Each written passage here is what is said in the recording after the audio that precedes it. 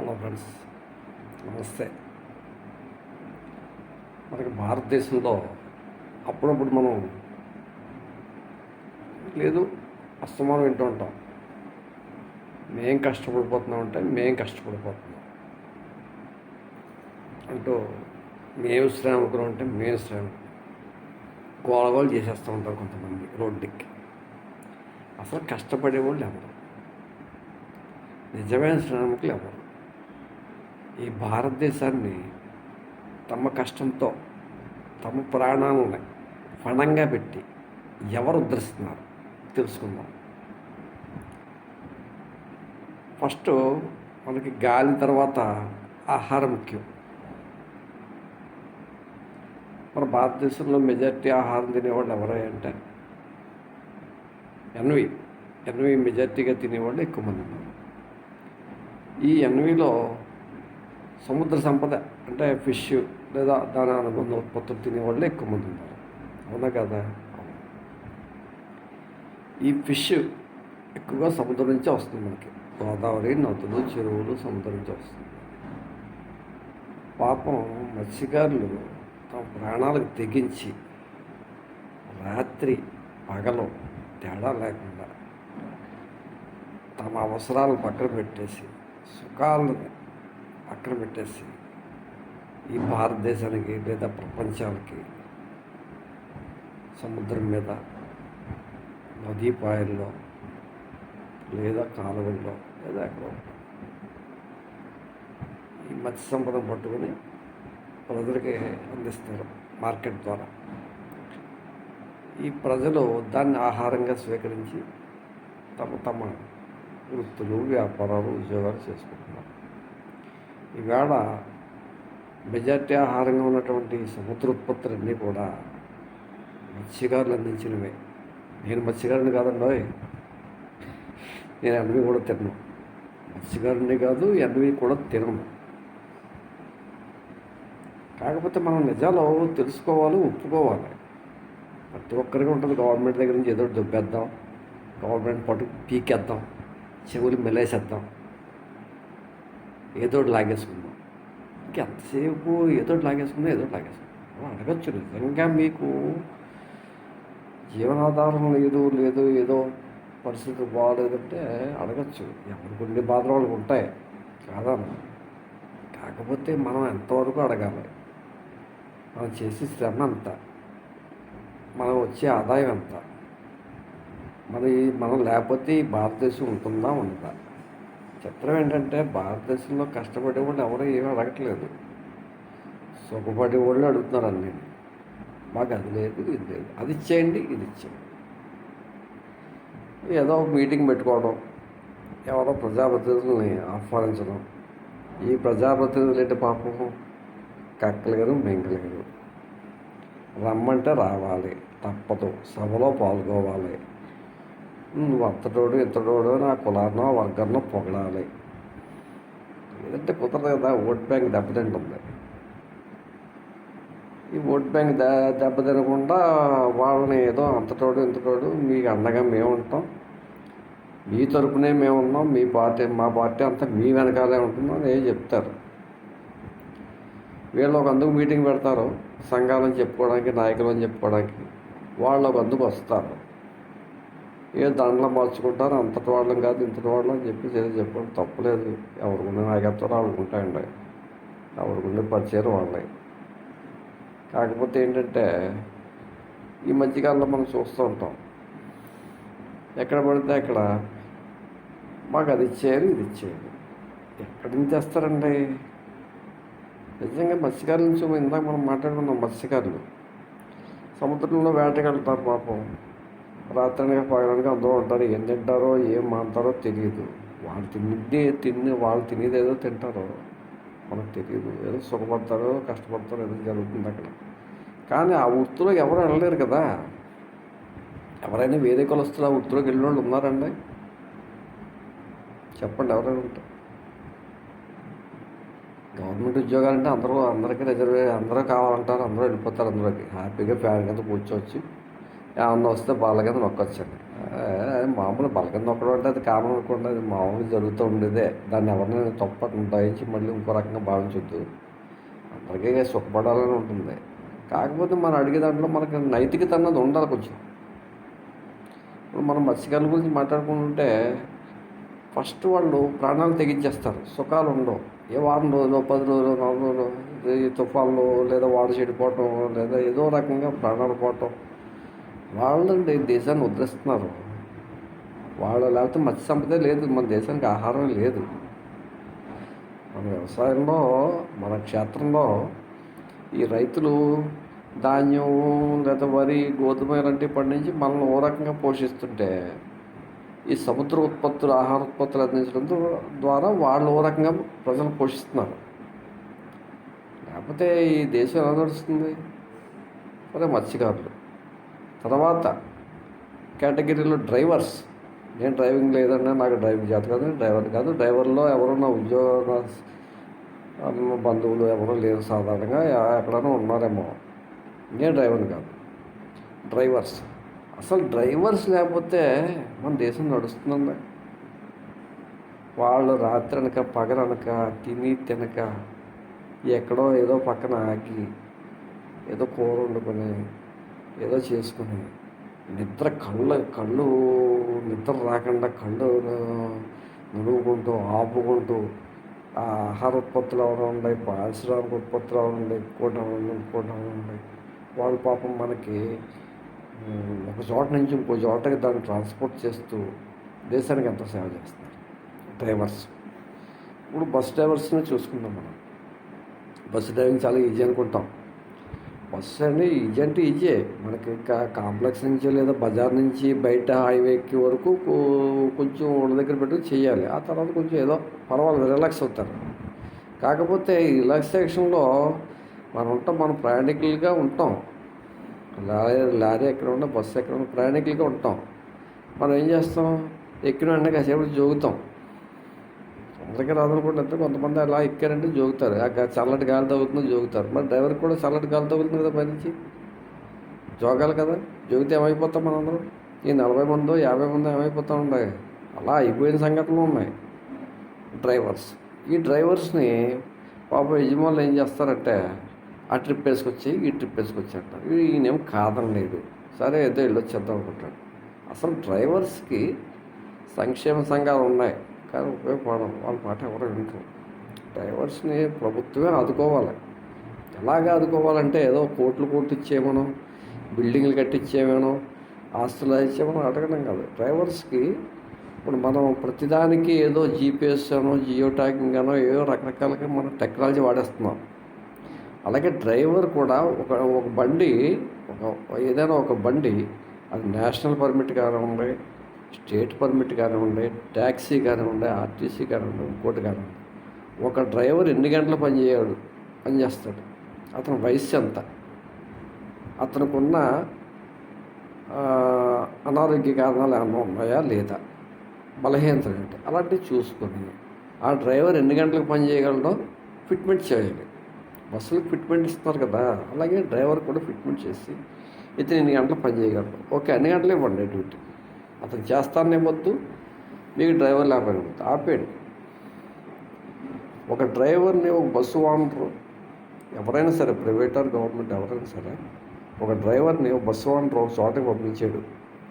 Bus ఓనరే కదా, lorry owner అనుకుందాం, ఒక ట్యాంకర్ ఓనరు ఒక చోటకి పంపించాడు అంటే, సపోజ్ మనకి ఆంధ్ర నుంచి చెన్నై వెళ్ళాలి, ఇంచుమించు 400-500 కిలోమీటర్లు వెళ్ళాలి. ఈ 500 కిలోమీటర్లలో అతను ఎంత దూరం తోలగలడో చూసుకుని అక్కడితోటి అతనికి స్టాప్ ఇచ్చేది, అతన్ని రిలీవ్ చేసే విధంగా ఇంకొకటి పెట్టుకోవాలి. సాధారణంగా ఉంటాయి ఇలాంటివి, కానీ అమలు జరగవు. ఆ డ్రైవర్ పోస్టులో ఏ క్లీనర్న పడ్డాడికి వచ్చిరాని ఏదో ఫస్ట్ గేర్ నొక్కబోయి సెకండ్ గేర్న క్లచ్ నొక్కబోయి యాక్సిలేటర్ నొక్కుతూ ఉంటాడు. ఆయన ఎక్కడికి వెళ్ళిపోతుంది. అలా కాకుండా ఒక సిస్టమేటిక్గా గవర్నమెంట్ తలుచుకుంటే ఎంత అండి సిస్టమ్. ఇప్పుడు ఏదో ఆఫ్ చేసామా, కళ్ళు తుడిచామా, ఇవన్నీ కాదు. ముందు ఆ డ్రైవరు ఇంకో చోటకి వెళ్తే తెలిసిపోవాలన్నమాట మనకి. ఇప్పుడు ఒక డ్రైవర్ని మనకు ఒక 150 కిలోమీటర్లు ఒక డ్రైవర్కి ఇచ్చాము, 200 కిలోమీటర్లు ఇచ్చామంటే అక్కడ అతను జియో ట్యాగింగ్ ద్వారా ఆపేయాలి అతన్ని. జియో ట్యాగింగ్ ఏదో అంటారు కదా, జీపీఎస్ ఏదో పెడతా ఉంటారు కదా, అలాగే అతను అక్కడ ఉండాలి, మనకు కనపడిపోవాలి అక్కడ. ఏ టైంలో వెళ్ళినా ఆ చుట్టుపక్కల సరౌండింగ్ ఏరియాలో 1 కిలోమీటర్ దూరంలో మనకు కనపడాలి. ఆ బస్సు బస్సు కూడా డ్రైవర్ ఉండాలి. ఆ డ్రైవర్ పేరు అన్నీ మనకు తెలియాలి. ఇప్పుడు టెక్నాలజీ పెరిగిపోయింది అంటున్నారు. ఎందుకు ఏదో పనికిమాలిన టెక్నాలజీ ఎందుకండి? అవసరం లేదు. అవసరం ఉన్న చోట టెక్నాలజీ వాడట్లేదు ఎవరు. సాఫ్ట్వేర్ అంటున్నారు, హార్డ్వేర్ అంటున్నారు, ఇంకోటి అంటున్నారు. డ్రైవర్కి ఇవ్వలేరు మీరు? ఒక బండికి జీపీఎస్ ఇస్తున్నారు, డ్రైవర్కి కూడా ఇవ్వండి. అది అతను రిమూవ్ చేయకూడదు, రిమూవ్ చేసేలా ఉండకూడదు. డ్రైవర్కి ఒక బ్యాండ్ వేసేయాలి చేతికి, అది అతనికి ఇబ్బంది కలగకూడదు, అలానే అతనికి హెల్త్ పాడవకూడదు. ఓ జీపీఎస్ వేసేయండి. అతను పల్ల చోట రావులపాలెం అంటే రావులపాలెం లాగాలి, విజయవాడ అంటే విజయవాడ కనపడాలి అతను మానిటర్లో. ఇంకొకరిని ఎవరినో పెట్టేసి లేకపోతే ఇతను పంపించేసి ఇంకొకరిని ఎవరన్నా ట్యాగ్ తగిలించేసి పంపించేయడం కుదరదు. అలా కుదరకుండా చెయ్యాలి. అప్పుడు మనకి ప్రజల ప్రాణాలు పోవు, డ్రైవర్ ప్రాణాలు పోవు, ఆస్తి నష్టం జరగదు. ఆస్తి నష్టం మామూలు ఏంటండి, నాకు తెలుసు కొంతమంది ఓనర్స్ ఉన్నారు, చెప్తూ ఉంటారు.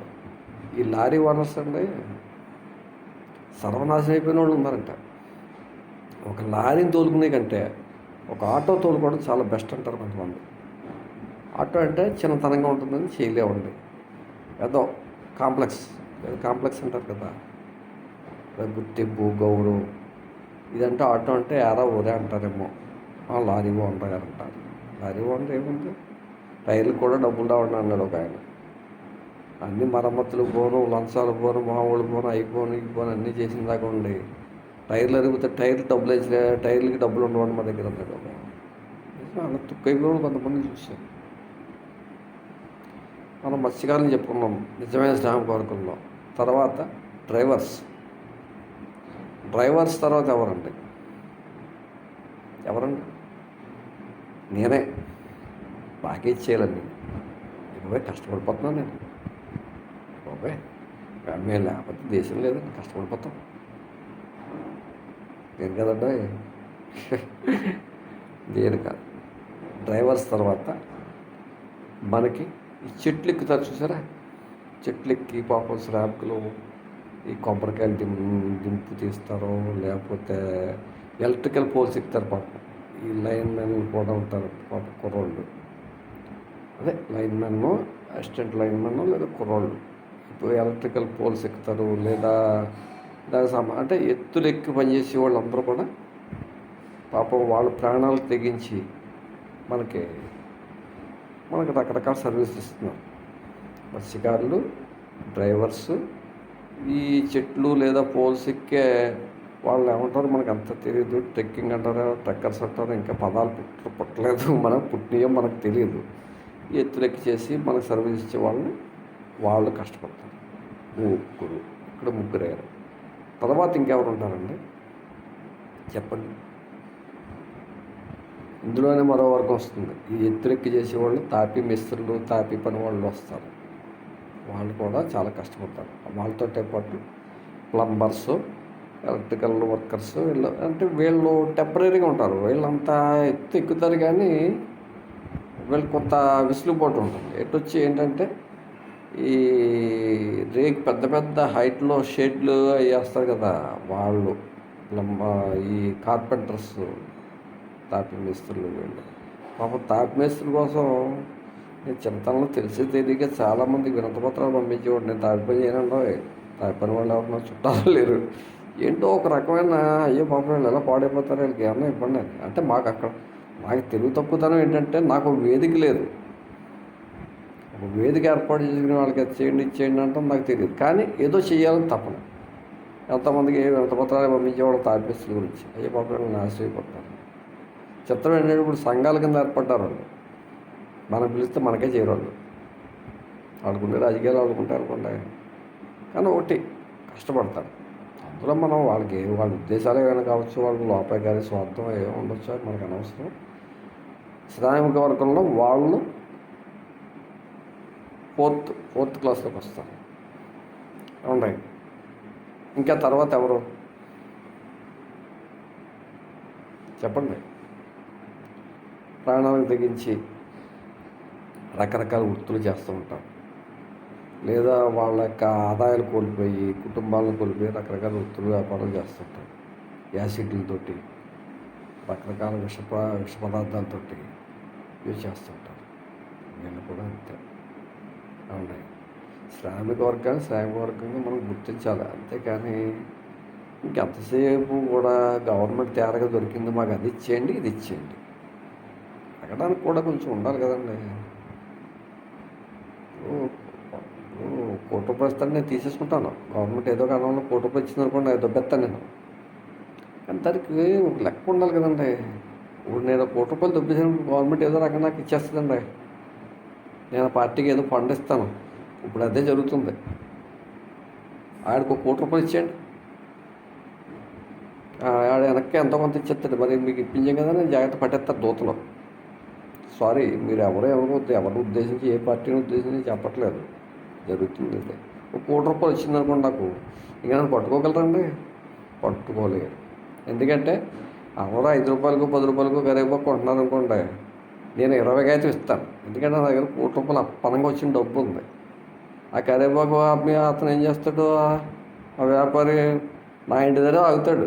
నేను వచ్చే వరకు లోపల వచ్చి అయ్యగారండి, సార్ గారండి, తొక్కగారండి, తోలుగారండి ఏదో మొత్తం. ఇంక మిగతా వాళ్ళకి అమ్మడం, నాలంటి వాళ్ళు 5 బేరాలు చూసుకుంటాడు అంతే. మిగతా వాళ్ళు ఏమైపోవాలండి, ఈ అప్పనంగా వచ్చిన డబ్బుతోటండి ప్రజలు చాలా డిస్టర్బ్ అయిపోతున్నారు. 4-5 కుటుంబాలు ఉంటాయండి, అప్పనంగా వస్తే డబ్బులు, అప్పనంగా అన్నీ వచ్చేస్తాయి వీళ్ళకి ఏదో రకంగాను. మనం వాళ్ళని విమర్శించడం కాదు, అది ఈర్ష్య అసూయ అనుకోవద్దు. అప్పనంగా డబ్బు వచ్చేసిందంటే ఏదో 10,000 5,000 అడగట్లేదండి, కోట్లు లక్షలు ఇచ్చేయటమే. మంద కాదు కదా, ఏదో అత్త సొమ్ము అల్లుడు దానం చేసాడంటారు. ఇది దానం చేస్తాడు, అల్లుడు ఏం దానం చేయడు. అత్త సొమ్ము అల్లుడు ఏ విధమైన దానం చేస్తాడండి? మా అత్తగా సొమ్ము దానం చేస్తాను, చేయను. దానం చేశానని చెప్పేసి ఆడికి ఇచ్చేసి ఎవరికో, ఆడు వెనకాల మళ్ళీ చీకట్లో వెళ్ళి పుచ్చేసుకుంటాం కొంత. అర్థమైంది? అత్త సొమ్ము అల్లుడు దానం చేసినట్టు మనం దానాలు చేసేస్తాం. ఆడికి అంత ఇచ్చేయండి, పాపం నష్టపోయాడు, వీడికి అంత ఇచ్చేయండి. ఇప్పుడు ఏదైనా ఇవ్వడానికైనా ఆలోచించాలి. గవర్నమెంట్ కానీ మన రాజకీయ నాయకులు, ప్రజాప్రతినిధులు ఎవరైనా ఆలోచించాలి. కూడా ఉండే సలహాదారులు ఉన్నారు కదండి, పెద్ద చదువుకుని ఆలోచించాలి. ఏమంటే మనం డిస్టర్బ్ అయిపోతుంది. ఉచితాలకి తప్పులేదండి. ఉచితాలు ఏముందండి, బియ్యిస్తారు, ప్రశ్నిస్తారు. మిగతా కార్యక్రమాలు అందరికీ ఇవ్వరు. ఇది ఇచ్చినట్టు ఏదో రాసుకుంటారు, ఎమ్మెల్యే తాలూకా, ఎంపీ తాలూకా ఎవరికి ఇచ్చుకుంటారు, అవన్నీ వేరే విషయాలు. ఈ ఎక్స్‌గ్రేషియర్ ఇచ్చే విషయంలో కూడా ప్రభుత్వం ఆలోచించాలి. ఒకటే, మీరు ఏ కులానికి ఇచ్చినా సరే, ఏ మతానికి ఇచ్చినా సరే, ఏ వర్గానికి ఇచ్చినా సరే ఒకటే రకం ఎక్స్‌గ్రేషియా. ఇక దాంట్లో ఇంక డిఫరెన్స్ ఉండకూడదు. అంతా సమానమే అంటున్నారు కదా, అంతా సమానం అన్నప్పుడు ఒకటే రకం ఎక్స్‌గ్రేషియా ఉండాలి. ఏమండి? అదే శ్రామికులకైతే వాళ్ళు ఉన్న పరిస్థితిని బట్టి వాళ్ళకి ఏమీ లేదు, వాళ్ళకి కనీసం లేదంటే వాళ్ళకి ఏదో వేరే కోటాలు ఇవ్వండి. ఇలా శ్రామికులు గుర్తించాలి మనం. శ్రామికులు ఇప్పుడు ఎంత మత్స్యకారులు, డ్రైవర్లు, ఈ హైటెక్ పనిచేసే వాళ్ళని ముగ్గురిని గుర్తుంచుకున్నాం. 4వ వాడిని తాపి మేస్త్రులు కానీ కార్పెంటర్స్ కానీ గుర్తుంచుకున్నాం. ఇంకా యాసిడ్లతో పనిచేసే వాళ్ళు అది ఉంటారండి. వీళ్ళు ఏంటంటే స్వల్పమైన కారణాలతో ఎమోషన్ అయిపోయి ఒకసారి మింగేస్తుంటారు, చచ్చిపోతుంటారు.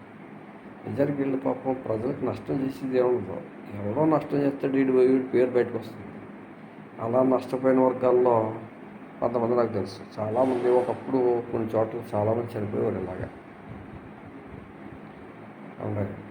ఇలాగేంటంటే సరైన శ్రామికులను గుర్తించండి. ఎక్స్‌గ్రేషియాలు ఎంత ఇవ్వాలో నిర్ణయించుకోండి. ఎక్స్‌గ్రేషియాలు ఎక్కువ ఇవ్వద్దు. ఇస్తే మొత్తం వ్యవహారం చెడిపోతుందండి.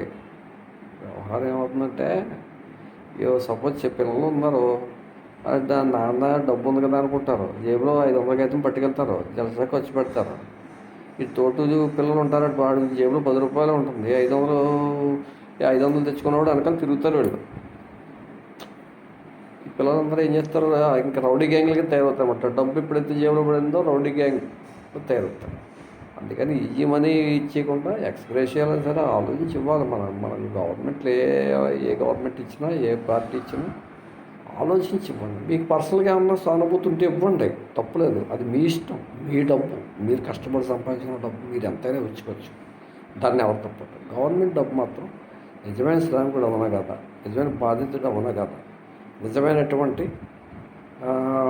క్లిష్టమైన పరిస్థితులు అక్కడ కుటుంబంలో ఉన్నాయా లేదా ఆలోచించి అంత ఇవ్వాలో ఇవ్వండి. అందరికీ ఒకే ఎక్స్‌గ్రేషియా ఉంది.